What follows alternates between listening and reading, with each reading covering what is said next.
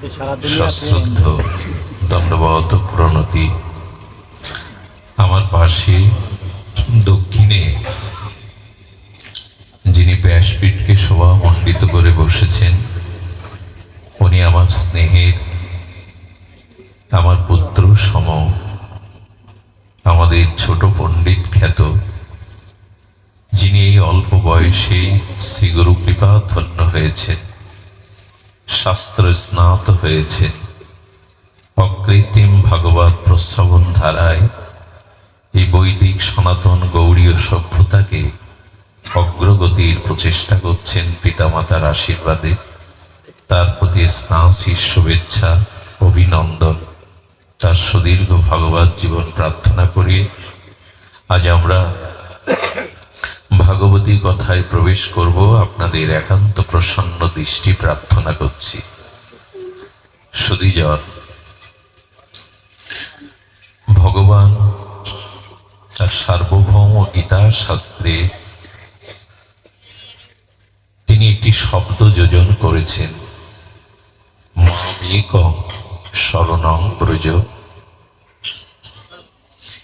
একমাত্র আমার শরণ নাও। তৎপূর্বে তিনি এও বলেছেন, সর্বধর্মান পরিত্যাজ্য,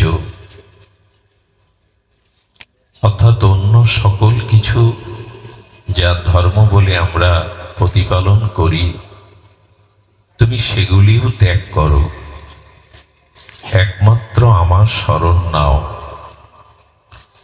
এই ভগবানের চিন্ময় দিব্য লোকত্রিয় বাণীতে আমাদের আস্থা এসেছে তো, ভগবানের এই বাণীর প্রতি আমরা নির্ভরশীল হয়েছি তো। মাম একং শরণং ব্রজ, একমাত্র আমার শরণ নাও। আমাদের শরণ কি সেই এক অদ্বিতীয় পূর্ণ সরাট বিভু চৈতন্য সচ্চিদানন্দ ভগবানে নিয়েছি? আচ্ছা, একটু লক্ষ্য করুন তো, দুটি চোখ, দুটি কর্ণ, পঞ্চ ইন্দ্রিয়, দুটো কিডনি, আমাদের শরীরের ভেতরে দেখবেন একক বস্তু কম, কিন্তু মন একটা দিয়েছেন কেন ভগবান? কথা না বলে ধ্যান দিন, মন কিন্তু একটা দিয়েছেন। মন আমাদের 10টা 5টা না। সংসারে অর্থ, সম্পত্তি, বিষয়, স্ত্রী, পুত্র, এগুলির সংখ্যা এক থেকে অধিক, কিন্তু মন কেন একটা দিলেন? ভগবানের অভিপ্রায় হলো এই, যদি মন আমি 2 বা একাধিক তোমাকে দিতাম, তুমি বহু জায়গায় এই মন সমর্পণ করতে। একটা দিয়েছি এই জন্য আমাকে ছাড়া, আমার শ্রীচরণ ছাড়া এই মন অন্যখানে যাতে না দিতে পারো, অন্যদিকে যাতে না দিতে পারো। মন তো একটাই, অনেকগুলি মন দেননি আমাদের, আমরা ভুল করে বসতাম। আমাদের প্রবৃত্তি ভোগবাসনায় মন বহু জায়গায় দিয়ে বসতাম, কিন্তু সেই এক মন ভগবানকেও দিতে পারলাম না। আচ্ছা, অপরাধ নেবেন না, আমরা যারা দেবদেবীর উপাসনা করি, এই দেবদেবী যে ফল প্রদান করেন জেনে রাখা ভালো। আচার্যগণ বললেন, দেবদেবীর নিজস্ব কোনো স্বতন্ত্র ক্ষমতা নেই তার আপনাকে কিছু দেবে। কোন দেবদেবীর আরাধনাটা আপনি আমি করতে পারি, কিন্তু দেবদেবীর কাছ থেকে যা প্রাপ্ত হয় অভিষ্ট বস্তু, তা ওরা দিতে পারে না, ওরা ভগবান থেকেই দেয়। এই জন্য দেবদেবীর উপাসনা আমরা যারা করি, আমাদের এটি জানা দরকার, তাদের স্বাতন্ত্র কোনো দেওয়ার নিজস্ব স্বতন্ত্রতা নাই, ভগবান থেকেই তারা দেন। এই দেবদেবী সম্পর্কে আমাদের উপাসনা আরাধনা তত্ত্ব সম্পর্কে একটু জ্ঞাত হওয়া প্রয়োজন। যে দেখুন, দেব দেবী ভগবানের বিভূতি বা শক্তি, এবং এই দেব বা দেবতাদের পদ, যেটা আমরা যদি ইন্দ্রের পদ বলি দেবরাজ, সেই দেবতাদের রাজার কথাই যদি ধরি, ইনার পদ কিন্তু চিরস্থায়ী নয়। দেবরাজ ইন্দ্রের পদ চিরস্থায়ী নয়। এবং আরো বলা ভালো, দেবতারাও অমর নন, তাদেরও এক সময় মৃত্যুর স্বাদ নিতে হয়। শুধু তাই নয়, দেবতারাও মায়ার ঊর্ধ্বে নয়। সত্য-রজ-তম এই তিন গুণের বাইরে, মায়ার বাইরে তারা যেতে পারেনি। মায়ার মধ্যে, ত্রিগুণের মধ্যে যারা আছে, তাদের মধ্যে কাম, ক্রোধ, লোভ এগুলি থাকবে। যদি প্রমাণ নিতে চান, দেবরাজ ইন্দ্রকে ভগবান একবার দর্শন দিয়েছিলেন, অনাদিরাদি সচ্চিদানন্দ ভগবান কৃষ্ণ। ভগবানকে দর্শন পেয়ে দেবরাজ ইন্দ্রকে বললেন, একটি বর চাও। দেবরাজ ইন্দ্র কি চাইলো জানে? বলে, বর চাও। দেবরাজ ইন্দ্র চাইল, আমার ইন্দ্রাণীর থেকে সুন্দরী কোন রমণীকে দাও। ভাবতে পারেন? খুব লক্ষ্য করে শুনুন, দেবরাজ ইন্দ্র ভগবানকে দর্শন পেয়েও তার বরাভয় বর চাইল কি? এদিকে ধ্যান দিন। কি বর চাইল? বর চাইল যে ইন্দ্রাণী, আপনারা জানেন দেবরাজ ইন্দ্রের পত্নীর নাম শচী দেবী। তিনি পরম পতিব্রতা, সতীসাধ্বী, কুলবতী। আর ইন্দ্রাণীর তার যে রূপ, তার যে তেজদীপ্ত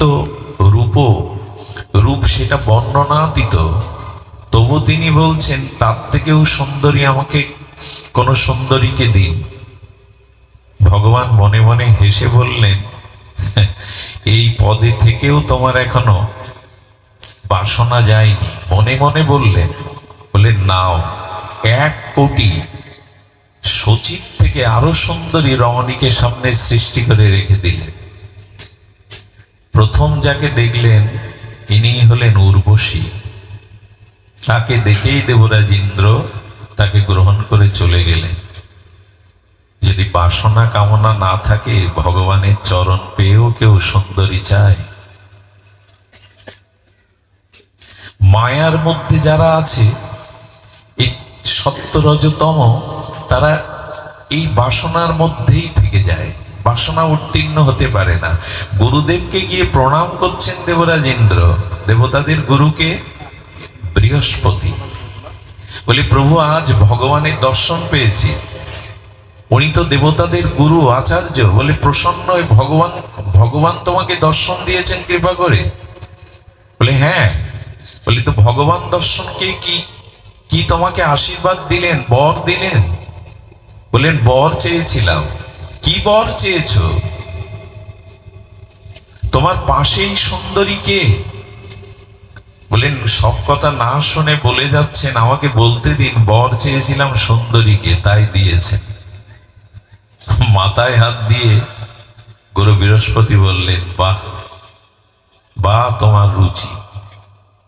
এই গেল তাদের বাসনা।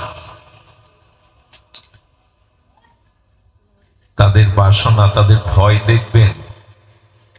ধ্রুব 5 বছর বয়সে তার পদ্মপলাশ লোচন হরির ভজনের জন্য তীব্র তিনি সাধন ভজন শুরু করেছেন। কখনো এক পায়ে দাঁড়িয়ে, কখনো 7 দিন এক পক্ষকাল না খেয়ে শুধু জল পান করে। ধ্রুবের এই নিষ্ঠা, ধ্রুবের এই তপস্যা দেখে দেবরাজ ইন্দ্রের ভয় হয়ে গেছে। একজন ভগবান ভজন করছে কঠোরভাবে, তাতে তোমার ভয় হওয়ার কারণ কি? ভয় কেন জানেন? যে তপস্যা শুরু করেছে, এই তপস্যায় সিদ্ধি লাভ করলে আমার এই পদ থাকবে না, ও স্বর্গের পদ নিয়ে নেবে, স্বর্গের পদ নিয়ে নেবে। এই জন্য ধ্রুবের তপস্যা ভঙ্গের জন্যও চেষ্টা করেছিলেন। আমার বলবার অভিপ্রায় হলো এই, আমরা দেবদেবীর উপাসনার মাধ্যমে যা চাইছি সেই চাওয়াটা যথার্থ কিনা, আর ভগবান যে তার চরণে সমর্পণ করতে বলেছেন, এই এই মর্মস্পর্শী ভগবানের বাণীর মধ্যে আমরা কি প্রবেশ করতে পারলাম? আপনারা জানেন, বহু পূর্ণ অর্জন করার ফলে আমরা দেবলোকে গিয়ে দেবতার পদ পাই। আর একজন পেয়েছিল, নহুষ। দেবরাজ ইন্দ্র অভিশপ্ত হয়ে স্বর্গরাজ্যচ্যুত হয়েছিলেন, কিন্তু একটি দেশের প্রজাতন্ত্রে তো প্রধানমন্ত্রীর পদ খালি থাকতে পারে না। রাজার পদ খালি থাকতে তাহলে অত্যাচার বেড়ে যাবে, অনাচার বেড়ে যাবে, সামাজিক অবক্ষয় আসবে। এই জন্য এই পরাক্রমশালী নহসকে তারা দেবতাদের আসনে বসিয়ে দিল। দেবরাজ ইন্দ্রের একটি পদ, সিংহাসন। উনি পৃথিবীর একজন পরাক্রমশালী রাজা হয়ে তাকে দেবতার ইন্দ্র পদে আসীন হলেন। কিছুদিন পরে শুরু হয়ে গেল সেই রোগ। মায়ার স্তরে যারা, তাদের কাম ক্রোধ লোভ পুরোপুরি যায় না। উনি বারবার বামে তাকাচ্ছেন, ইন্দ্রাণী কই, আমি ইন্দ্র হয়েছি, আমার পাশে কই। দেবরাজ ইন্দ্রের সতীসাধ্যী শচীর প্রতি তার কুদৃষ্টি গেল। আরে তুমি বসো আমার পাশে। বলো, আমি তো পতিপ্রাণা, আমি কারো ঘরণী, আমার দিকে এভাবে দৃষ্টি দিতে পারেন না। বলে, সে অভিশপ্ত হয়ে বিনষ্ট হয়ে যাবে, সে কি আর ফিরে আসবে? তার আশায় বসে আছো, আমার পাশে বসো। উপায় না পেয়ে এই মহাসতী, কারণ সতী কাকে বলে জানেন? যিনি নিজের পতি ছাড়া পৃথিবীর অন্য কোনো পুরুষ আছে এই ধারণা তার নাই, ইনি মহাসতী। আর সতীকে জানেন, আমার পতি ব্যতীত জগতে অনেক পুরুষ আছে, কিন্তু প্রত্যেকেই তারা আমার পিতা এবং সন্তান। এই দৃষ্টিতে যারা দেখে অন্য পুরুষকে, এরা সতী। তো সতীগণের মধ্যে এদের নাম নিলে প্রভাতে কল্যাণ হয়। সতীর এমন শক্তি, এদের নাম প্রভাতে যদি কেউ নেয়, কুন্তী, মন্দাদরী, অহল্যা, এদের নাম নিলেই অকল্যাণ দূর হয়। সতীর কিছু বিশেষ মহিমা আছে। তো দেবরাজ ইন্দ্রপত্নী সচী, উনি ভগবানের কাছে প্রার্থনা করতে লাগলেন, আমার সতীত্বকে রক্ষা করো প্রভু। আমি জানি আমার স্বামী ফিরবে, আমার এই দেহ মন প্রাণ সমর্পিত করেছি তার চরণে। এই জীবন যৌবন তারই উপচার, আমি অন্য কাউকে মন দিতে পারবো না। যদি কখনো সংকটে পড়েন, বিপদে পড়েন, ভক্তের কাছে যাবেন, ঋষিমুনি আচার্যের কাছে যাবেন, তারা আপনাকে যথার্থ সমাধান দেয়। উনি সপ্ত ঋষির চরণে শরণাপন্ন হলেন, আমাকে বাঁচান। দেবরাজ ইন্দ্রের পদে থেকেও পরস্ত্রীর প্রতি তার দৃষ্টি গেল। এই পদ খুব উন্নত কি, এখানে যাওয়াটা খুব সার্থকতা কি? স্বর্গে যেতে চায়। কথাগুলো আমাদের মেনে নিতে কষ্ট হতে পারে। তুমি উঠেই দেবতাদের বিপক্ষে বলতে শুরু করেছো, বিপক্ষে না। এগুলি জানা প্রয়োজন, উপাসনা তত্ত্বে জানা খুব প্রয়োজন। কোন দেবতাকে যদি কেউ নিন্দা করে, তার পূর্ব এবং বর্তমান কৃত ধর্ম নষ্ট হয়। দেবতা কেন, কোনো মানুষের নিন্দা করাটা পাপ না, মহাপাপ, এগুলো নিন্দা নয়। কিন্তু তারা এই লীলা দ্বারা, ঘটনা দ্বারা জানিয়ে দিচ্ছে যে মন কাকে দিতে হবে, সমর্পণ করতে হবে কোথায়? ভগবানকে। যথা তরুমূলং নিষেচন বৃক্ষের গোড়াতে মূলে জল দিলে শাখা পোশাকাকে ভিন্ন করে জল দিতে হয় না? হয় কি? ক্ষুধা থাকলে, ইন্দ্রিয় দুর্বল হলে 5 দিন জল, অন্ন, সবজি যে পায়নি, তার চোখ চাইতে পারছে না, পা বড় দুর্বল, হাত উঠছে না, ইন্দ্রগুলো শিথিল হয়ে গেছে। এখন অন্ন ব্যঞ্জন কি চোখে দেবেন? চোখ দেখছে না বলে। হাতে দেবেন? হাত উঠছে না বলে। অন্ন ব্যঞ্জন দিতে হবে উদরে। উদরে অন্ন ব্যঞ্জন দিলে ইন্দ্রিয়গুলি তাদের শক্তি ফিরে পাবে। তেমনি এক ভগবানের চরণে উপাসনা করলে সমস্ত দেব দেবী আরো বেশি সন্তুষ্ট হয়, আলাদা করে তাদের আরাধনার থেকে বেশি সন্তুষ্ট হয়।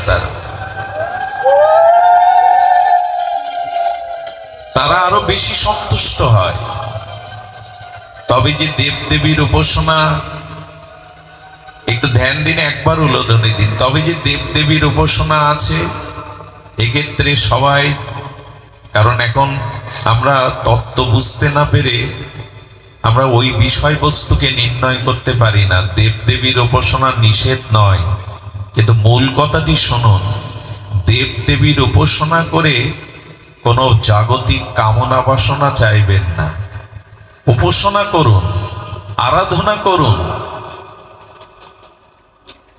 চাইতে হবে আমায় ভগবত ভক্তি দাও, আমাকে শুদ্ধ ভক্তি দাও, যাতে এই জন্ম মৃত্যু চক্র অভিশাপেতে আমি নিষ্কৃতি পাই।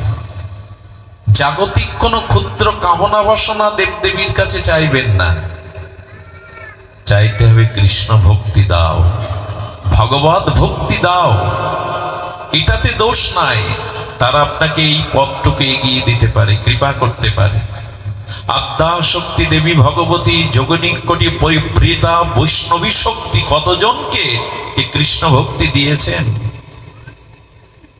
আমাদের গোবিন্দ দাসকেও তো মা এগিয়ে দিলেন। ভজ হরে মন শ্রীনন্দের নন্দন অভয় চরণার বিন্দরে। এই পদকর্তা আগে মাতৃ আরাধনাই করতেন। একদিন নদীতে ভেসে যাওয়া একটা পদ্মকে তুলে তিনি মায়ের চরণে দিতে গেলেন। মা বললেন, ওটা আমার প্রভুর চরণে প্রসাদী ফুল, ওটা আমার চরণে দিও না, আমার হাতে দাও। আমাদের চণ্ডীদাস তিনিও মাতৃ আরাধনা করতেন। পরবর্তীতে, আচ্ছা, তো যারা মা আরাধনা করে সবাইকে মা এগিয়ে দিল না কেন? কৃষ্ণ ভক্তি দিল না কেন? বলেন, মাও বোঝেন যারা আমার চরণে শুধু ভক্তির জন্য আরাধনা করে তাদেরকেই কেবল পাঠান। কামনা বাসনা দেবদেবী পূরণ করতে পারে, এটি তারা দিতে পারে। আর দেবতা বলতে আমরা যে 33 কোটি বুঝি, সূর্য, বায়ু, অগ্নি, এগুলি আমরা দেবতা। এই দেবতার, ভগবানের এক একটি বিভূতি শক্তি। একটি রাষ্ট্রে যেমন সংসদে যিনি প্রধান থাকেন তিনি যেমন বিভাগকে ভাগ করে দেন, স্বাস্থ্য বিভাগ, আইন বিভাগ, তেমনি ভগবানও জগৎ কল্যাণে, জীবের কল্যাণে তারই শক্তি বিভাজন করে এদের মধ্যে দিয়েছেন জগতের কল্যাণের জন্য, শুধু আমাদের কামনা বাসনা পূরণের জন্য নয়। বায়ু না থাকলে, অগ্নি না থাকলে, সূর্য না থাকলে আমরা বাঁচতে পারি? এদের প্রয়োজন। কিন্তু সব প্রয়োজন গোবিন্দকে পাওয়ার জন্য, সব প্রয়োজন ভগবত চরণে শুদ্ধ ভক্তির জন্য, যেন অন্য পথে না যায় আমরা। নহুষ দেবতার আসনে বসে শচীর প্রতি তার কুদৃষ্টি গেল। সপ্ত ঋষির কাছে প্রার্থনা করলেন, বাঁচান আমাকে। সাধুর কাছে পরামর্শ নিতে হয়, তত্ত্বজ্ঞ ভজনশীল মহাপুরুষের কাছে সমস্যা তুলে ধরতে হয়, কারণ তারা জীবের ব্যথায় ব্যথিত হন, জীবের পরহিতের জন্য তাদের জীবন সমর্পিত। তারাই তো সাধু, যারা পরের দুঃখে, যাদের হৃদয় দ্রবীভূত হয়, পরের দুঃখকে দূর করবার জন্য জীবনে যারা ব্রত করেছেন, সংকল্প করেছেন সর্বভূত হিতেরতা, এরাই সাধু। এই জন্য ওরা আপনার সমস্যাটাকে নিজের সমস্যা মনে করে অনুভব করে। সপ্ত ঋষি বললেন, যাও মা, ভয় নাই। নহসকে বলো যে সপ্ত ঋষির কাঁধে পালকিতে করে যদি আমায় নিতে আসতে পারো আমার ভবনে, আমি তোমার ইন্দ্রাণী হব। কি বললেন প্রস্তাবনা? সপ্ত ঋষির স্কন্ধে করে যদি পালকিতে করে আমায় নিতে আসতে পারো, আমি আপনার সত্ত্বে রাজি আছি। এই নহস গিয়ে সপ্ত ঋষি, আপনারা জানেন, অস্ত্রী, অত্রি, পুলস্ত, বশিষ্ঠ, ভৃগু, এরা সাধারণ না, ভগবানও এদের বন্দনা করেছেন। এরা আমাদের নিখিল শাস্ত্রাবলী জগতের হিতার্থে তপসাধনার দ্বারা, উপলব্ধির দ্বারা লিখে গেছেন। ভগবানও এনাদেরকে সম্মান করেন। তো সেই ঋষিকে গিয়ে বলছে, দেখুন দেবরাজ ইন্দ্রে পদে বসেও তার দুর্দশা দেখুন। কি বলছে? এই ঋষির দল, এই বুড়োর দল, বসে বসে কি জপ করছো? পালকি নাও, ইন্দ্রাণী আনতে যেতে হবে। মানুষের ভিতরে যখন কামনা আসে, বাসনা আসে, তখন তার স্মৃতি বিভ্রান্ত হয়ে যায়। তিনি মহৎকে অবজ্ঞা করতে বসেন। দাম্ভিকতায়, অভিমানে মহৎ অবজ্ঞা হয়েই যায়। সপ্ত ঋষি পালকিতে করে কাঁধে করে ওকে নিয়ে যাচ্ছেন নহসকে। কামনা আসক্ত হৃদয় তো বলে বসেছেন, সর্পগতিতে চলছো কেন? দ্রুত যেতে পারছো না? ভেতরে ভোগ বাসনা তো। ঋষি তাকিয়ে বললেন, উচ্চারণ হয়েছে যখন সর্প তোমার মুখ দিয়ে, মূর্খ পাষণ্ড, যাও এই জগতে বিষদার সর্প হয়ে জন্মগ্রহণ করো। সঙ্গে সঙ্গে চ্যুত হয়ে জগতে সর্পগতি প্রাপ্ত হয়েছিল। এই দেবরাজ ইন্দ্রে পদে বসেও তার এই দুর্দশা।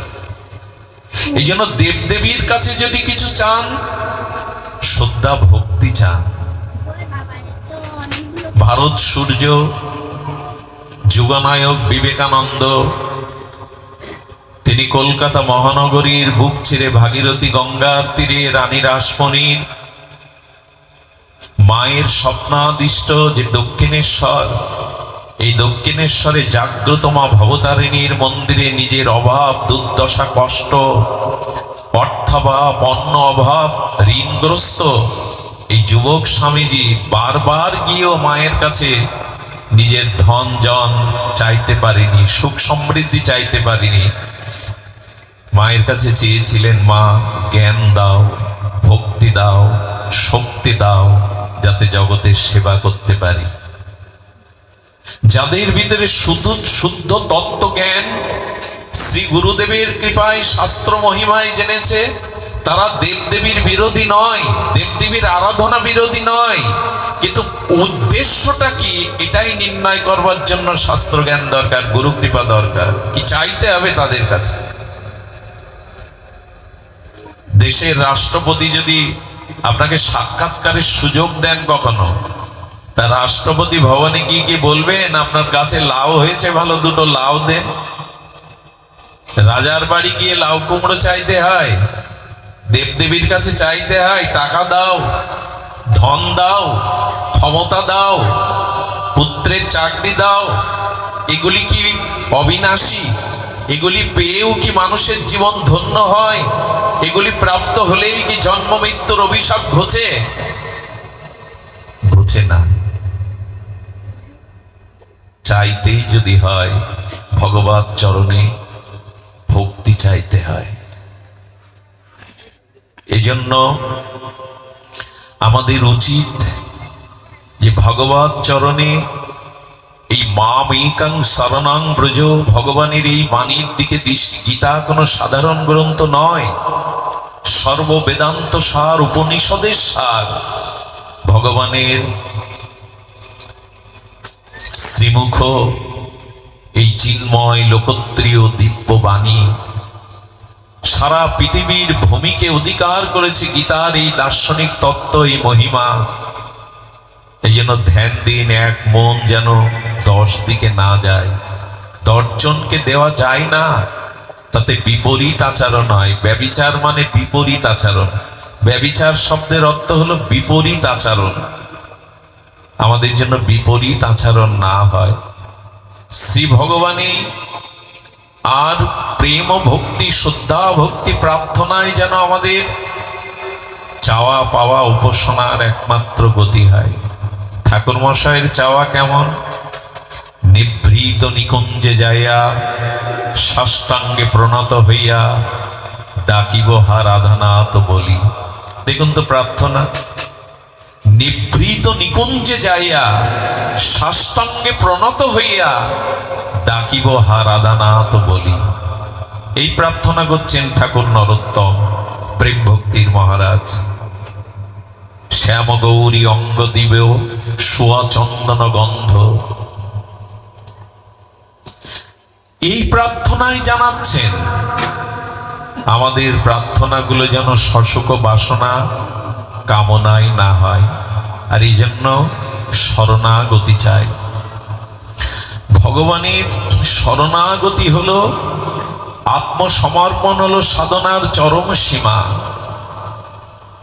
এই সমর্পণ আসবে যদি মামেকং শরণং ব্রজ, এই মন্ত্রকে, এই মহাবাণীকে বহু মানন করে জীবনে গ্রহণ করতে পারি। তবে এটা গুরু কৃপা ছাড়া সম্ভব নয়। বিশেষ কোনো মহতের কৃপা, দুর্লভ সাধু সঙ্গে আর নিরাগ বক্তার মুখে যদি হরিকথা শ্রবণের সিদ্ধান্ত জানতে পারি, তখনই এই উপলব্ধি হবে এক মন 10 জনকে নয়, এক জায়গায় সমর্পণ করা উচিত। চাওয়া পাওয়ার জন্য সাধন ভজন নয়, ভগবানের নিজেকে সর্বস্ব সমর্পণের নামই হলো ভজনের চরম সীমা। এই সমর্পণ কাকে বলে? ছোট পণ্ডিত পাশে বসে ও সুন্দর করে বুঝাতে পারে। আমার এই অসুস্থ শরীরে সারা জীবন অনিয়ম করতে করতে স্মৃতিশক্তি লোপ পাওয়ার উপক্রম। তো ভাগবতে কি বলছে শুনুন, গোস্বামীগণ কি বলছে শুনুন। এই শরণাগতি আসতে গেলে 6টি লক্ষণ বলেছেন, একটু ধ্যান দিতে হবে। আনুকূল্যস্য সংকল্প। দেখুন, ভগবানে মন সমর্পিত করে আত্মসমর্পণ, পূর্ণ সমর্পিত হতে গেলে আত্মনিবেদিত আত্মা হয়ে এই জীবন যৌবন ইহকাল পরকাল যা কিছু নিজস্ব সবকিছু তার চরণে পূর্ণভাবে, এই যে আত্মসমর্পণ, এই আত্মসমর্পণ করলেই কেবল আমরা নির্ভয় হতে পারি। একটু বলে রাখি, আনুকূল্যস্য সংকল্প বলবার পূর্বে যদি জীবন ভগবত চরণে পূর্ণ নিষ্কপটে সমর্পণ করতে পারেন, আমি বলবো পৃথিবীতে তখনই কেবল আপনি নির্ভয় হতে পারবেন। এই যে ভয় আমাদের তাড়া করছে না, মৃত্যু ভয়, শত্রু ভয়, জরাব্যাধির ভয়, এই ভয় থেকে নির্ভয় হওয়ার মূল মন্ত্রই হলো ভগবত চরণে পূর্ণ আত্মসমর্পণ। একটু দৃষ্টান্ত দেই। একটা 2 মাসের, 5 মাসের, 6 মাসের শিশুকে উপরে ছুড়ে দিলে আনন্দ হওয়ার কথা? আনন্দ হওয়ার কথা কি? ভীতি হওয়ার কথা, ত্রাস হওয়ার কথা। কিন্তু মা যখন তার স্নেহের শিশুকে কোলে তুলে উপরে ছেড়ে দেয়, শিশু খিলখিল করে হাসতে থাকে। এর কারণ কি? এর কারণ সে জানে আমার স্নেহময়ী মা নিচে আসে আমাকে পড়তে দেবে না। শুধুমাত্র মা তাকে ধরবে, পতন হতে দেবে না। এই সমর্পণ করায় ছুড়ে দিলেও সে খিলখিল করে হাসতে থাকে, ভয় থাকে না। ছুড়িয়ে দিয়ে দেখবেন ছোট বাচ্চাকে খিলখিল করে হাসতে থাকে, জানে ধরার কেউ আছে। সুধীজন, সন্তানকে যখন হাঁটি হাঁটি পা পা করে মা হাঁটতে শেখায়, মা দেখবেন পিছনে হাঁটে। মা পেছনে হাঁটে এই জন্য, নিজে পেছনে হাঁটলে ওকে হাঁটা শিখে এগিয়ে আনা যাবে না। মা পেছনে হাঁটতে থাকে। সন্তান পড়ে যাওয়ার উপক্রম হলে পড়তে দেয় না, মা মা গিয়ে জড়িয়ে ধরে। একটা স্নেহবতী স্নেহবৎসলা মায়ের যদি সন্তানের প্রতি এই লক্ষ্য থাকে, তাকে না পড়তে দেয়, তবে ভগবান যে বলেছেন নমে ভক্তা প্রণশ্যতি, আমার ভক্তের বিনাশ নেই, মা ভয় করো না, হ্যাঁ আমি তোমার পাপ তাপ মুছে দেব, এই বাণীর প্রতি আমরা সমর্পণ করতে পারবো না? কিছু মনে নেবেন না, বিশ্বাস আমাদের অন্য জায়গায়, কিন্তু ভগবানের এই বাণীর প্রতি আসে। আচ্ছা, যারা ক্ষৌর কর্ম করতে যায়, আমরা গলায় কি ধরে? ওরা খুর ধরে। তখন ওর প্রতি বিশ্বাস রেখেই তো খুর ধরতে দিয়েছে, যেন ঘোড়ায় খুর চালাবে না, আমার গলা কাটবে না, এই বিশ্বাস করেন কিনা? খুরের সামনেও বিশ্বাস করলেন আমার গলায় খুর বসিয়ে দেবে না। আর ভগবানের এই বাণীর প্রতি বিশ্বাস এলো না, আমাতে সমর্পণ হও, তোমার আর চিন্তা নেই, আমি তোমার দায়িত্ব নিলাম, এই বিশ্বাস নাই। যারা যারা হোটেলে খেতে যান, হোটেলে ওই খাদ্যের মধ্যে কি দেওয়া এটা আমরা জানি না, কিন্তু বিশ্বাস করি তো যে এই খাদ্যে বিষ। অজানায় খাচ্ছেন তবু তাকে বিশ্বাস করলেন। আচ্ছা, ডাক্তার যখন ওটিতে গিয়ে ছুরি বুকের কাছে ধরে, বিশ্বাস করেন তো যে ডাক্তার সুস্থ করার জন্যই ছুরি বুকে চালাচ্ছে? ওই তখন তো অবিশ্বাস করেন আমাকে মেরে ফেলবে। পরিবহনে যখন ঢাকায় যান, ওই ড্রাইভার কোন বংশে জন্মেছে, বিএ পাস কি এমএ পাস, এসব খোঁজ নেন। বিশ্বাস আছে এই ড্রাইভার আমাকে রাজধানীতে,